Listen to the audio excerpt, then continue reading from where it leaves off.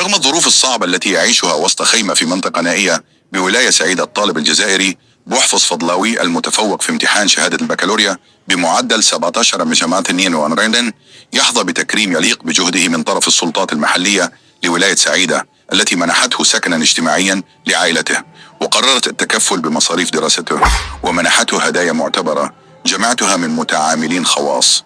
يجب أن تكون بوحفص فضلاوي لكي تنجح في البكالوريا بمعدل يفوق 17 وأنت تقطن بخيمة في ريف الجزائر العميقة تبعد عن الثانوية ب20 كيلومترا. أنت في نظرنا الأول وطنيا وعالميا، لأنك ترمز للكفاح والصبر والعطاء والأمل والإيمان وكل القيم المثلى. مليون مبروك.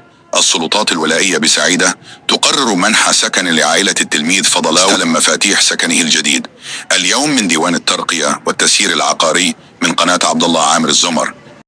أولا هو كنت متوكل على الله عز وجل، والظروف ما خممتش فيها أبدا أنها تكون حاجز ليا، ولذلك كنت دائما مهتم بالدراسة فقط والراجع دائما، والظروف قاع وضعها جانبا، فقط أدرس وأجتهد من أجل التفوق، والحمد لله الفضل كله يعود لله الذي بفضله تتم الصالحات. أحمده وأشكره على فضله وتوفيقه.